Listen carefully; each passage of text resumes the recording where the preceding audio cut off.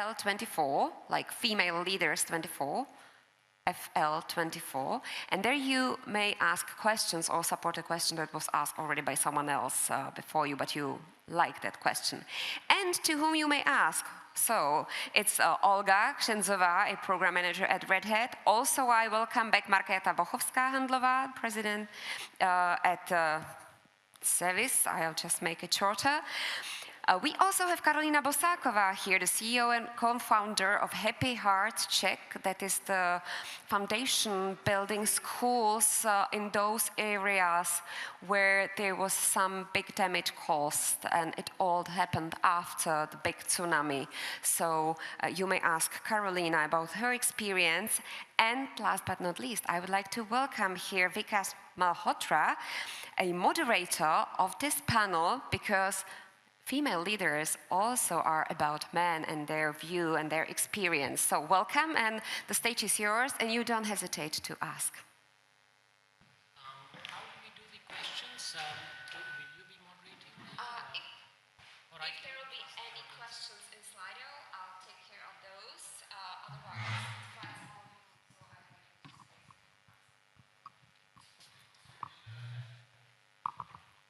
female leaders, so FL24, just FL24. Thank you. This is Vikas, and it's a privilege to be moderating this panel of esteemed ladies. And I'm, first of all, very happy that we are on the bigger stage. Yesterday, I was worried that we'll be moved to the smaller stage and, we'll not get enough attention, but I'm so glad that this subject itself and the ladies are getting a lot of attention. And I'll be doing my part as well, publicizing this on my social media and writing an article about it also. So this subject is important for me, and I've tried at every step to promote ladies and to have ladies in my team whenever I've formed one. Very quick introduction, I'm Vikas again. For the past 10 years after graduating from Stanford, I've been involved with promoting entrepreneurship in the emerging world.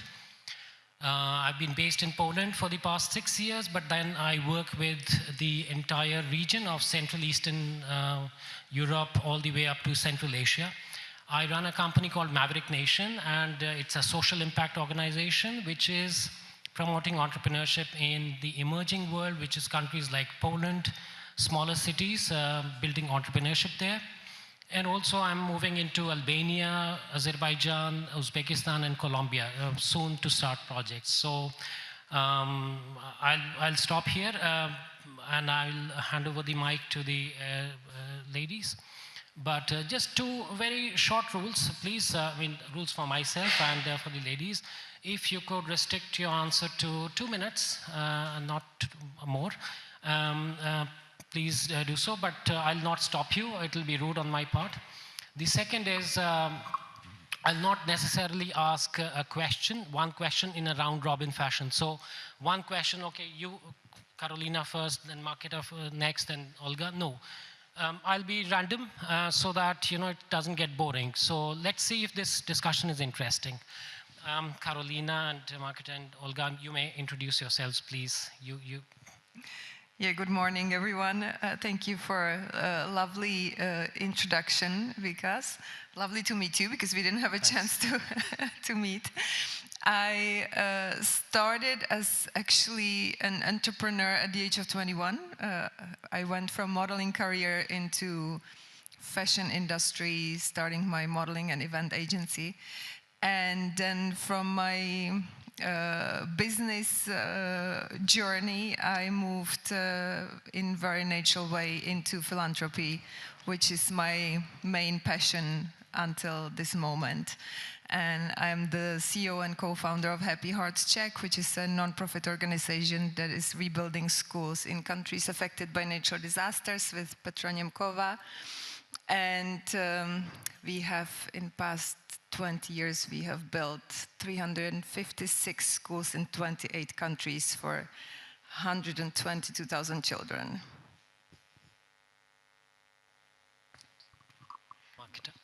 I got the chance to introduce a little bit before. So just I'm attorney by profession, being the president of the Players Association, founder of the Czech Women Sports Organization, and member of the UEFA committee on this social responsibility one.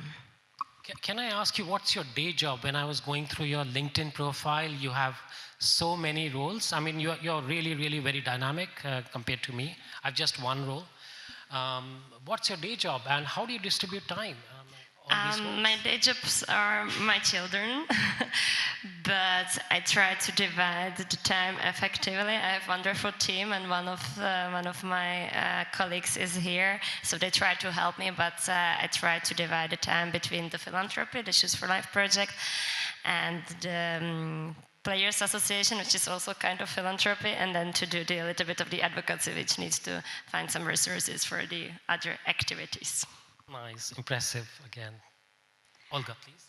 So I have already introduced myself during my panel talk, but I just would like to share that I'm super happy to be at this stage with you, because you seem like truly inspiring for me. And speaking a little bit more about myself, I'm more in the IT sphere now that is really male-dominated. And I'm also developing my career as a manager. So this is something, glass ceiling, what I might encounter in the future. So I'm really curious about it, about different perspectives. And as a person who works a lot about women's leadership in my company, I think this is super important to talk about it and make it super relatable. So we can probably get closer to the panel talk. Absolutely, Olga. So which industry is not really male-dominated? I wonder which one is not. So it's not... Fashion. Fashion. True. I was about to correct myself. So maybe then I'll come to you the last, because I'll go to Olga, who's from the industry which is the most, probably after football, the most heavily male-dominated, and even the government I see very, very male-dominated. So, Olga, during our email exchanges, you pointed a very interesting concept about the broken rung. Could you expand more on it? You know, when I was in Colombia, especially, I noticed something that people who graduate from certain universities, they're never able to rise beyond a certain level. They get stuck at a certain level, like managing teams of 10, 20, 50, and then they do not form part, they never form a part of the decision makers. The process is not natural. Tell me more about this broken rung concept, and how it has affected you, or how you're planning to change it. So broken rung is a term that was actually introduced a few years ago by McKinsey report, and it basically says that, for example, by statistics, early in their careers, only like 100 men, let's say, are promoted to senior roles. And speaking about women, there are only like 87 women who are promoted to leadership roles. So over time, this number is only rising, which is causing this broken rung. And like when there is the time where you should choose some senior officers, it just like the statistics shows that there are not so many senior female leaders. So it creates this broken rung, and now it's the matter of statistics why there are more males in chief officer roles. Yeah, that's, I have seen this phenomenon myself. So if I can quickly turn to Carolina. So, you know, I've observed, as a man myself, I never talk to my fellow men and say, let's stop the women from rising. We look for performance, we look for, you know, like, can this person get the job done? So it's not like the men are stopping women, but there is probably something working. You know, it's probably the personality of the women, it's probably they value the work-life balance more, or a few things. So what do you think, Carolina, it could be the reason why women are not getting into the upper echelons of the boardrooms and the decision-making panels? I think that basically, and I think that's a common knowledge of all of us, that women get to the point when they have to decide between career and family. And I think that's the main reason why there is not that many women in hierarchy of big corporations that can actually reach the higher level of leadership positions. But on the other hand, I know many super inspiring women who became entrepreneurs and just found their own way. Maybe not in corporations, but in their own businesses, and they built beautiful, very successful companies with amazing drive and passion. So I think there's not a skill gap or, leadership, lack of leadership in women, but the situation in corporations is not very fortunate for women. I agree with you.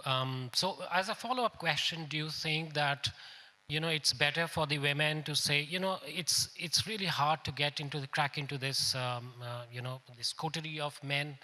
I'm passionate about this subject, and let me start on my own, and I'll have my own team. And even if it's a 5-person team, at least I'll be happy doing what I'm doing.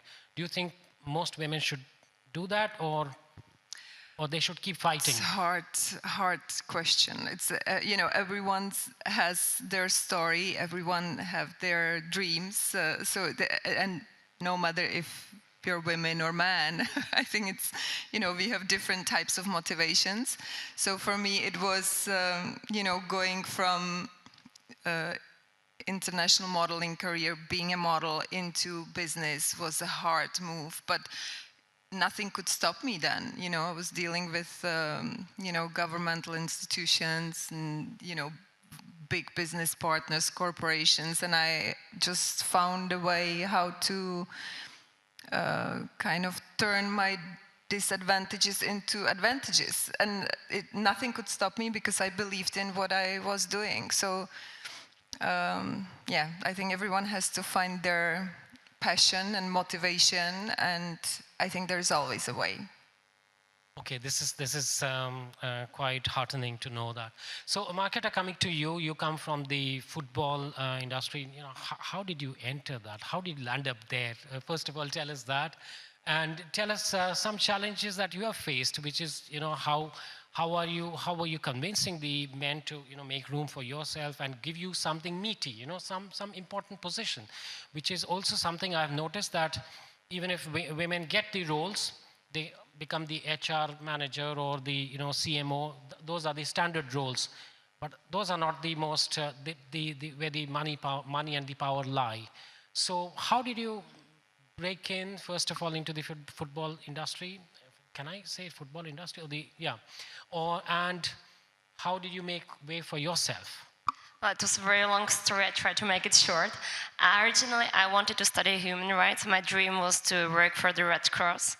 I never wanted to be involved in football in the past. But one of my teachers at the university in Zurich in Switzerland, back in the years, she explained me that with a sport I can do a lot, I can help, and because Switzerland, where I was studying, is a seat of many of the sports organizations, and when you will look into the big international organizations, they do a lot of charity things, and she used one example when the Muslim women soccer players couldn't wear burqas at the time to show their religion, so she was like, look, here you have the human rights aspect, so maybe with your education you can do more in the sport.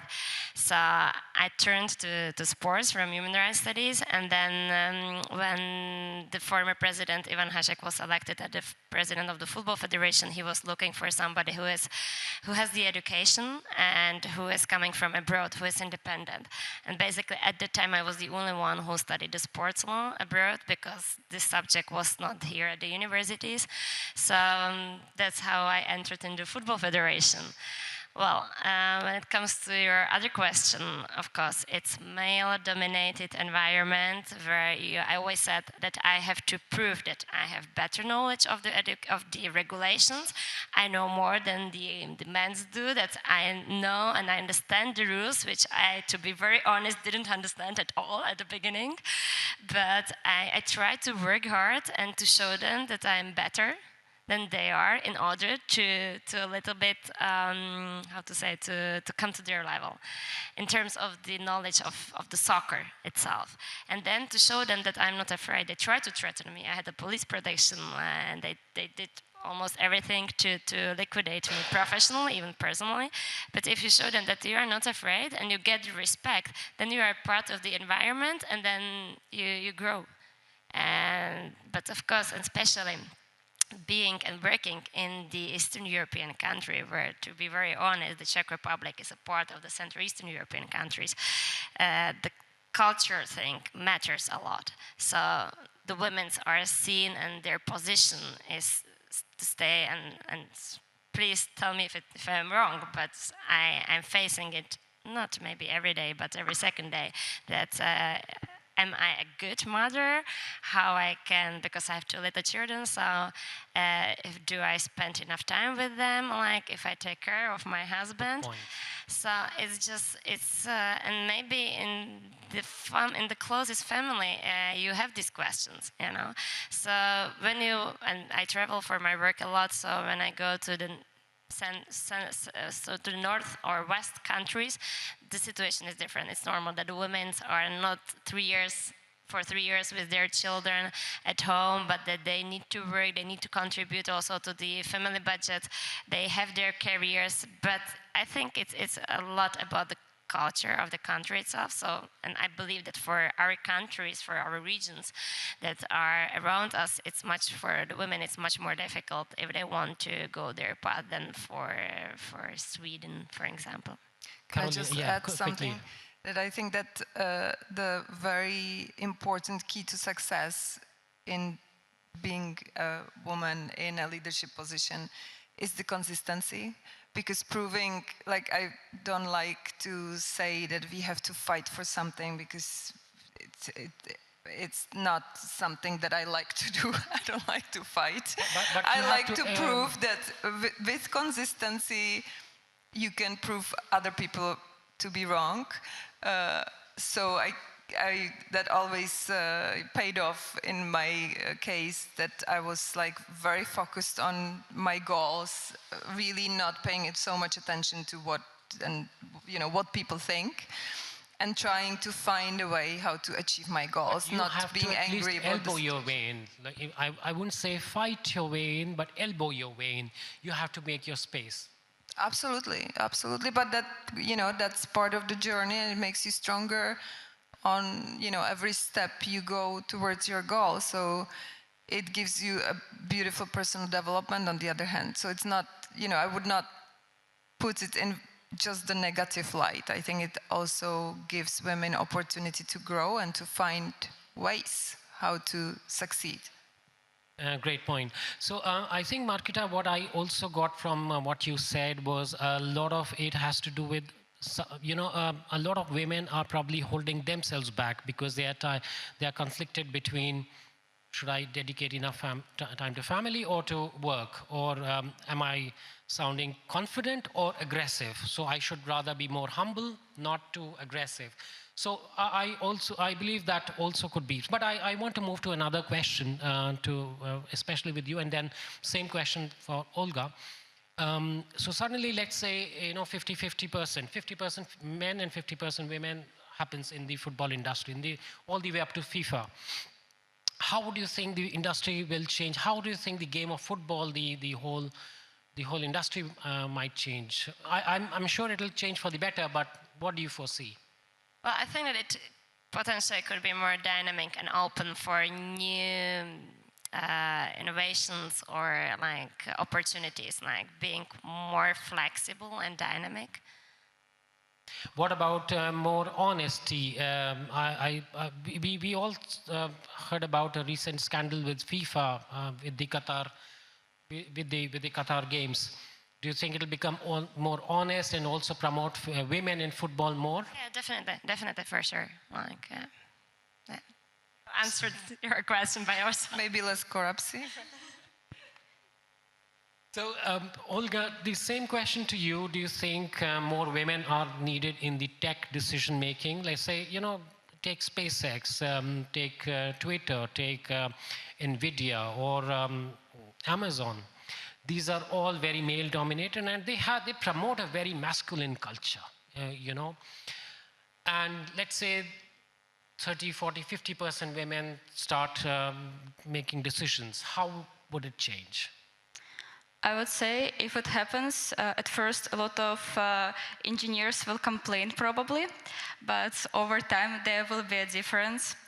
And if it's a gradual change, I'm sure that if we have 50-50 like ratio of men and women in the leadership, it will not change a lot at first, but it will bring the diversity of ideas over time, because right now, as you have said, the leadership is mostly male, and is, again, like back to the initial topic at the very beginning of the panel talk, women are usually in people leadership roles, in some marketing, but who says that a woman can't be a financial chief officer, she can be empathetic, but at the same time, she has an amazing analytical thinking, and she can be amazing in both.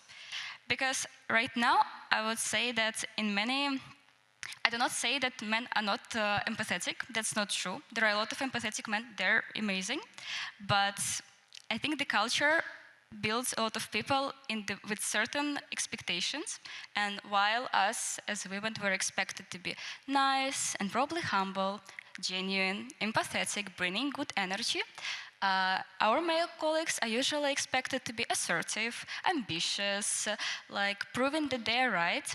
So, like mixing the environment will definitely change the game, and it, I think, make it much easier for both genders to show different sides and different sides of their personalities. And yeah, I think like in the long run, it will just bring a lot of diverse ideas, and it will change the environment. And with the change of environment, making it more healthier, there will be a gradual change over time. Okay, I hope so too. The one change that we all need is that I believe that the engineers should become less socially awkward and more sociable. We all need. I began as an engineer, and I know it's hard to learn social skills as an engineer. So that'll be one positive offshoot. Actually, I have a joke of one of my colleagues that we were joking about them being really socially awkward, and they were giving me feedback that they need more girls in the team so that they can practice to talk and actually be less awkward.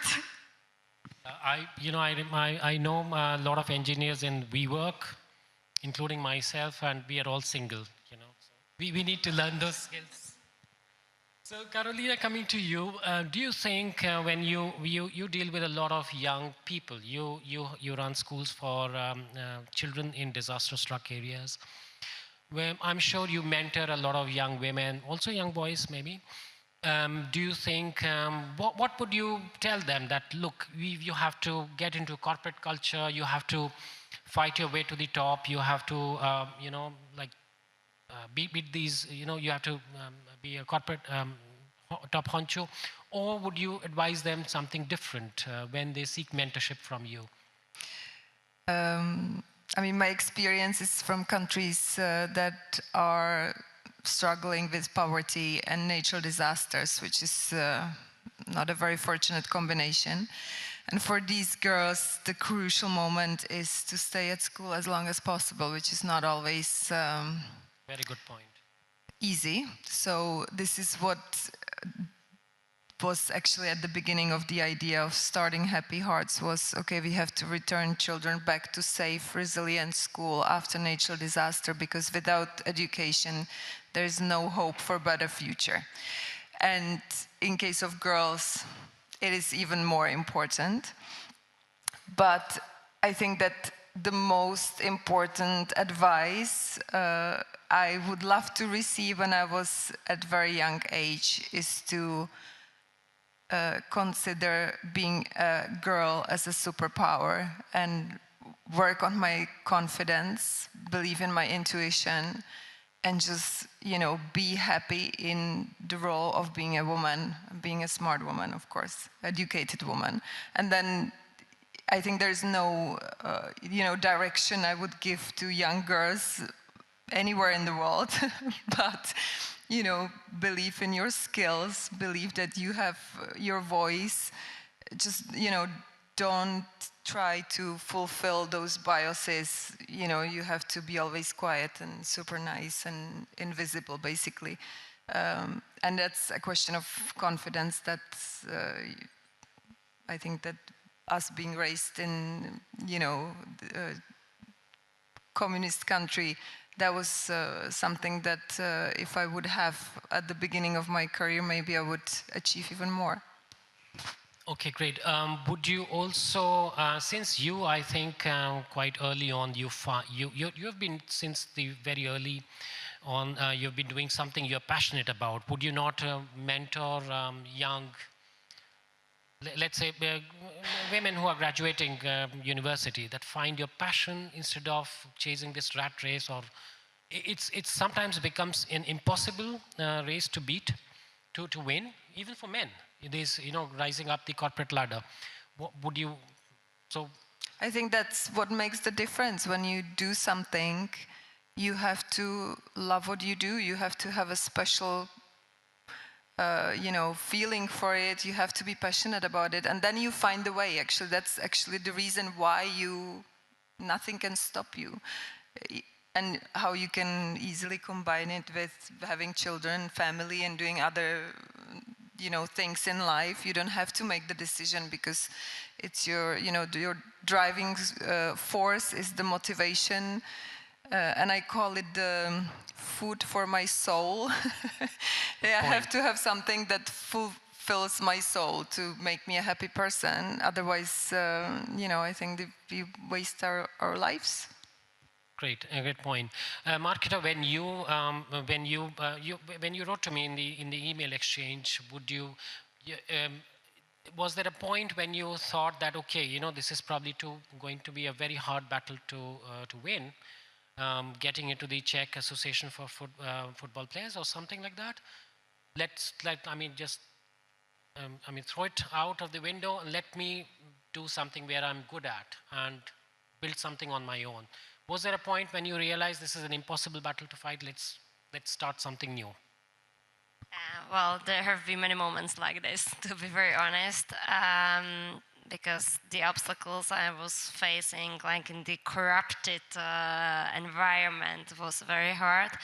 Maybe more especially because I didn't grow up here. I grew up in Netherlands, and then I just didn't understand what the people are doing here. I just didn't understand what the point behind. Is it only because of money or the positions? So, but actually, like the union, I had the chance to create it with my colleagues. Of course, not everybody was sharing my vision, the same vision. Maybe they were having some other opinions of the things we were doing, but at the same time, I could compare being a part of the big corporation, kind of the football federation, and then having something like on my own. So that gives me the variety of the both, and try to combine and to get the benefits of both. When you look back at let's say it was 5 years ago when you were trying to get into the management, now when you look back, do you think this was a meaningless pursuit, or I was fighting for nothing, or that was relevant at that time, but now this is relevant for me? How do you see it now in today's context? Always with the individual stories, I got very nice feedback. So every single story that we help the player gives me so much that it's much more than the money for me. So when I will look back, I think it was worth to do it, and I always feel, and I always say that I have only 2 my children, but I have a huge kindergarten of all the soccer players. So, and because we have so much relationship, not with everyone, but with most of them, so it's giving me the positive feedback for the work that we have done with my team. Great. Nice to hear that. One quick comment from Olga, and then I'll finish with Carolina, and then the audience. Olga, do you think gender quotas or any such thing, changing the law and force-fitting women into management boards, will this be a good solution in your opinion? Well, I would rather say no, because I'm not a huge fan of any sort of radicalism, and it will just cause a lot of complaints and even more struggles for the women at these leadership positions. Of course, they will overcome them over time, but DEI is exactly doing that. Like, but do you think it's so you think it's not the way forward? Would you rather say that the women acquire the capabilities to fight, to elbow their way in, or? I think we can work in different ways, and it's also a lot about working on ourselves and changing our social bias first. And it is super important for us as women to being able to talk about it and to make the problem a lot of women are facing relatable to men as well, and explain them Point. what is a glass ceiling. Because I'm sure if I tell a lot of my female or male colleagues at work something about glass ceiling, they will be like, what is that? Like, can you please give me direct instructions? What can I do to help you? And like, if we are, as women, if we are able to talk about it, to explain how they also will benefit from the diverse environment, from more women in leadership, how it will allow them to be less stereotypical men, I think it will, in the long run, like bring much more difference in the workspaces than radical changes right now. But at the same time, I feel like sometimes positive discrimination can also be the solution. Like, I know that my company right now is really trying hard to hire more like young girls in programming positions. They have the problems that which is more systemic, that not so many girls are actually going to IT universities, and this is something that you cannot change without like changing your own like unconscious and sometimes conscious bias. Like we have quite a cool idea right now in Red Hat that a lot of engineers want to organize a girls, like a Daughters Day, where they will bring their daughters in the office and show that IT can also be for girls. Like, there are no barriers, they can do whatever they want. Like, if they would like to pursue this career, they can do it. Like, just to change the perception.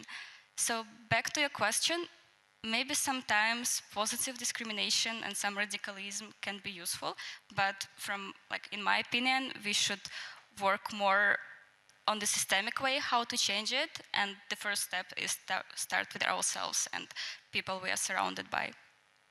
Great point. So Carolina, to finish with you, do you see hope with all these, the positive noise that we are making about, we are making people aware, we are DEI initiatives which are being imported in a way from US to all over the world. Do you see hope that these are going to lead to a positive change? For the young people you meet. Yeah, I always see hope. That's my. But I think that we are all responsible for what's going to be happening in the future. It's like we cannot wait for someone to find a solution. We are responsible for being good role models for our children, for Good other point. young people, helping younger generation maybe to understand how they can be more progressive in more natural way. We should not just complain and look around. We should be actually very active in what we do, based on our skills, but also possibilities. But it's we can be the inspiration to a positive change. Good. Marketa, any final words from you? Well, when I heard Olga, I think that in some industries, having such a hard means like the quotas may be even negative.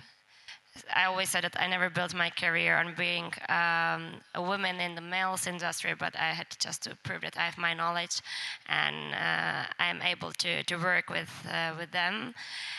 But I think that's also one very important thing is that the women can help other women, because among the other women, from my experience, I had some, I don't want to say enemies, but they were not really helping me.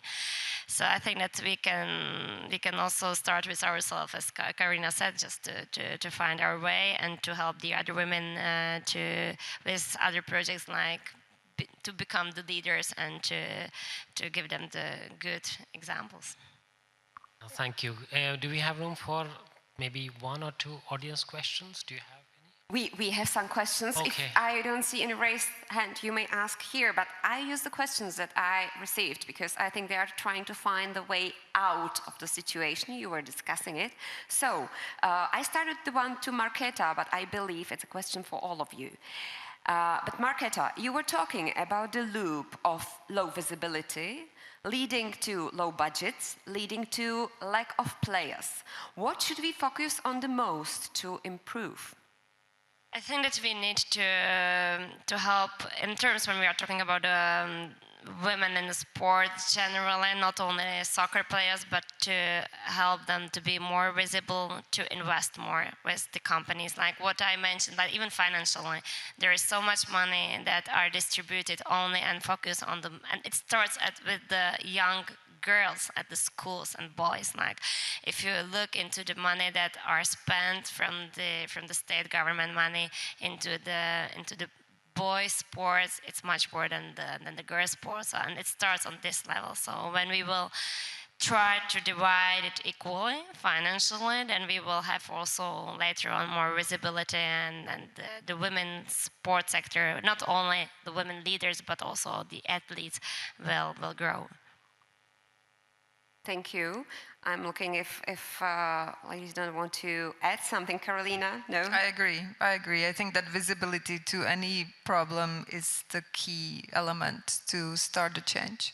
And you were speaking about it. We need to trust ourselves to go out with our thoughts and ideas and fight for it. Not fight, you mentioned you don't want to fight, you want to persuade. But there is also a question connected to that. The pay gap is the smallest in tennis. What lessons should other female sports take from it? Can we learn? We just the equal mechanism for everything. Like, I mean, like if you, but you know what's the problem? What we are facing with my colleagues with the union is that sometimes it's very difficult to explain the women, at least, that they should not fight for their rights, but just to ask for them. And they feel that this is their position, they are getting what they should get, and they shouldn't ask for more. And sometimes it really makes us difficult, and also the other stakeholders are telling us, look, you are asking for something they don't even want to have. So, and to be very honest, sometimes I really feel that I fight for something that I'm not sure that they really want.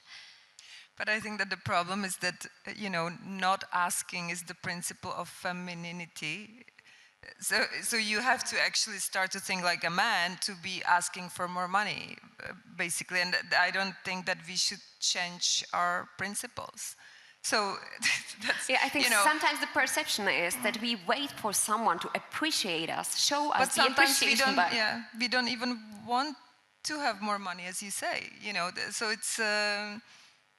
I think maybe an advocate for those themes could be the solution, you know, or mentors telling, you know, actually showing what the possibilities could be and then making the women decide themselves, because, you know, like opening kind of more the perspective that these are the other possibilities you can get. The world is out there even for us females. Of course. Olga, this goes to your presentation as you were showing us that what may seem to us ex or boomers or whoever weird and as a negative characteristics, we may see as a positive one. But there is a question, obviously, from someone from X generation, probably. Okay, Aren't you worried that the fast processing of information may lead to wrong decisions among Gen Z? Yes, of course, it may. But that's why we have also other generations. And also, it doesn't mean that, like, every Gen Z has a horrible attention span and they're like all super cool about like rapid processing. It's still a huge generalization. Like you can have a rapid processing, but you can be still analytical and think about consequences. So it like can differ from case to case, so it can't be said that like it will always lead to bad decisions, or like the percentage of bad decisions, let's say, will be higher. But my point is, like, I am a huge ambassador, again, of diverse teams, and if you, let's say, have someone who is more reliable and who was raised in the environment to, let's say, double check everything and to be more persistent, let's call it like this, so it can be a good, like, check for ideas. Combination, yeah. Yep. Well, what I must say, from your presentation, I got another perception that what is good at Gen Z is that they think positive. Well, And they look for meaning of things. That's important as well. You know, you need to find the why shall I do this? That what you know, who does it help? What you know, why their meaning does it have? And I think that these are good questions. Yeah, that was actually a good question to think about. And also, like, back to glass ceiling, I think with Gen Z, like, I feel like more women are more encouraged to speak up and actually to break the hierarchies. And we are, well, especially in Eastern Europe, we're still raised in a certain environment, but I think it became much better than it used to be. So, like, even in terms of like glass ceiling and females in different environments, the situation is getting better and better, and I'm sure it will be getting better and better. So positive note from Gen Z again. Because Can I add something to what Carolina earlier said and what also Olga said? When I was growing up, my parents instilled in me a value: never talk about yourself. And still, I find it extremely hard to market myself, to do marketing or actually doing social media. But this is completely misaligned with today's world. So I think if we stop teaching those older values, like, you know, be humble, humility is always appreciated, or never ask for more money, or don't be assertive, don't be too loud. Maybe these values do not, they are holding back the women in the. These are also in India, where I come from. The same values are taught to the women. Probably the parents have to start teaching different sets of values. And I like this as a closing of this panel. Thank you very much. That was Wikash Malhotra as the moderator. And I also thank to Karolina Bosáková, Markéta Vochovská-Handlová, and Olga Kšenzová. Thank you very much.